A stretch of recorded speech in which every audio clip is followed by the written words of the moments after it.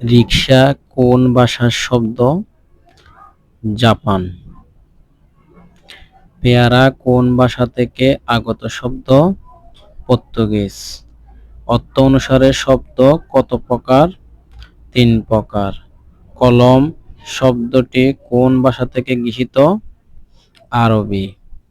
পাউরুটি কোন ভাষার শব্দ? পর্তুগিজ। কোনটি ফার্সি শব্দ? চশমা। জগরুড় শব্দ কোনটি? পঙ্কজ। মৌলিক শব্দ কোনটি? কালো। বিভক্তিহীন নাম শব্দকে বলা হয়? প্রাতিপদিক। কোনটি তৎসম শব্দ? কিংবদন্তি।